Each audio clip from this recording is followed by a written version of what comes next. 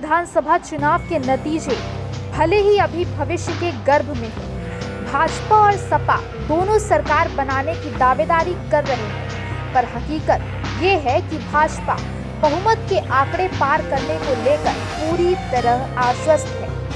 तभी तो एक ओर चुनाव प्रचार पर भाजपा के हर छोटे बड़े नेता जी जान से जुटे हैं, तो दूसरी तरफ मुख्यमंत्री के चेहरे को लेकर भी कवायद तेज है।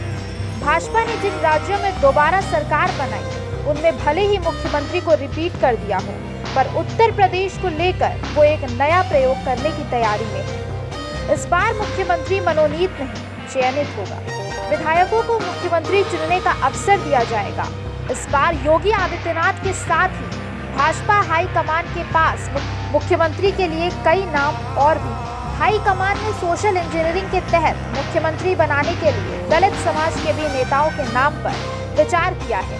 इनमें बेबी रानी मौर्य और कौशल किशोर के नाम हैं। ब्राह्मण समाज से श्रीकांत शर्मा और ब्रजेश पाठक के नाम पर विचार हुआ है। अगर पिछड़े वर्ग से मुख्यमंत्री बनाने की जरूरत आन पड़ी तो उप मुख्यमंत्री केशव प्रसाद की लॉटरी लग सकती है। दरअसल राष्ट्रीय स्वयंसेवक संघ और भारतीय जनता पार्टी उत्तर प्रदेश में अपनी सोशल इंजीनियरिंग को अमली जामा पहनाना चाहती है। संघ और भाजपा के नेताओं का मानना है कि मायावती की पार्टी बसपा हाशिए पर जा रही है। ऐसे में दलित वोटों को लपक लेने का समय है। मायावती की काट के लिए ही दलित समाज से बेबी रानी मौर्य और कौशल किशोर के नाम निकाले गए हैं। योगी आदित्यनाथ के मुख्यमंत्री बनने से जिस तरह भाजपा के फॉरवर्ड वोटरों ब्राह्मण और ठाकुरों में बिखराव हुआ है, उसमें एक तबका इसे भी साधने की जरूरत महसूस कर रहा है। इसके पक्षधारों का कहना है कि ब्राह्मण मुख्यमंत्री देकर इस बिखराव को रोका जाना चाहिए, इसलिए श्रीकांत शर्मा और ब्रजेश पाठक को छांटा गया है। भाजपा के शीर्ष नेताओं का मानना है कि 2014, 2017 और 2019 में भाजपा की सफलता के पीछे केवल पिछड़े वोटों का ध्रुवीकरण ही नहीं है, बल्कि अगड़े वोटरों ने भी एकजुट होकर भाजपा को वोट दिया। अगड़े मतदाताओं के बिखराव से भविष्य में कांग्रेस को लाभ मिलने की आशंका के चलते ये रणनीति अपनाने की बात चल रही है। भाजपा और संघ का एक तबका पिछड़े वोटरों के बिखराव को रोकने के लिए केशव प्रसाद मौर्य के नाम को भी लेकर आया है, जबकि संघ का एक छोटा धड़ा योगी आदित्यनाथ को फिर से मुख्यमंत्री बनाए जाने का पैरोकार है। इनका मानना है कि योगी के रहने से हिंदुत्व का कोर एजेंडा मजबूत करने में मदद मिलेगी, पर किसके हाथ बाजी लगेगी ये तो चुनावी नतीजों पर गंभीर विचार विमर्श के बाद ही तय किया जाएगा। इस बार ये विश्लेषण केवल हार जीत के नजरिए से ही नहीं होगा, बल्कि किस जाति और जमात ने कितने वोट दिए ये भी देखा परखा जाएगा। मुख्यमंत्री के नाम का फैसला 2024 के लोकसभा चुनाव को ध्यान में रखकर किया जाएगा।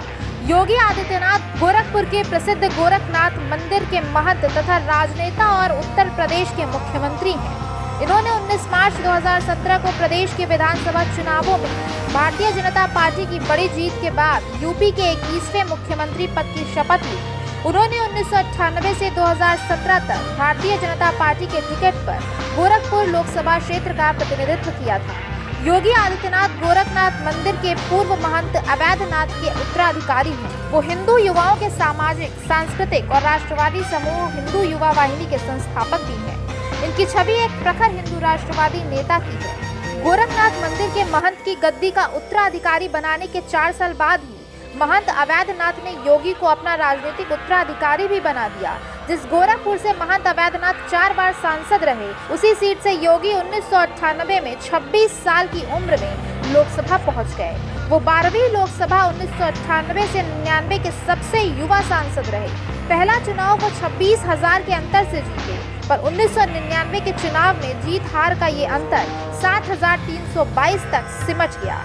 मंडल राजनीति के उभार में उनके सामने गंभीर चुनौती पेश की। अप्रैल 2002 में इन्होंने हिंदू युवा वाहिनी बनाई। 2004 में तीसरी बार लोकसभा का चुनाव जीता। 2009 में ये 2 लाख से ज्यादा वोटों से जीतकर लोकसभा पहुंचे। 2014 में 5वीं बार एक बार फिर से 2 लाख से ज्यादा वोटों से जीतकर योगी आदित्यनाथ सांसद चुने गए। 19 मार्च 2017 में भाजपा विधायक दल की बैठक में योगी आदित्यनाथ को विधायक दल का नेता चुनकर मुख्यमंत्री पद सौंपा गया। अब बात कर लेते हैं केशव प्रसाद मौर्य की। विश्व हिंदू परिषद में गहरी पैठ रखने वाले केशव प्रसाद मौर्य यूपी में भाजपा के लिए ओबीसी राजनीति का बड़ा चेहरा है। 2017 के प्रदेश विधानसभा चुनाव में केशव मौर्य को एक बहुत अहम भूमिका में देखा गया।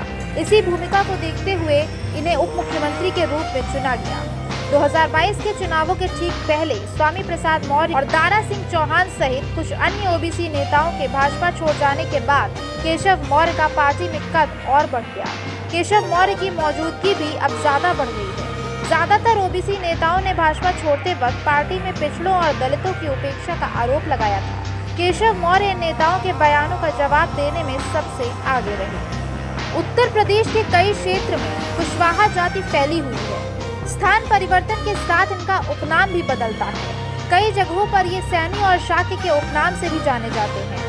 भाजपा में केशव प्रसाद मौर्य का कद बढ़ने की वजह ये भी थी कि पार्टी में ओबीसी नेता तो कई थे, कुशवाहा के मौर्य जाति का कोई नेता नहीं था। मौर्य जाति की एक बहुत बड़ी संख्या उत्तर प्रदेश में होने की वजह से इस समय पर जातिगत राजनीति के बहुत काम आ सकते हैं। बसपा और सपा की राजनीति का एक तोड़ यहाँ से भी निकलते देखा जा सकता है।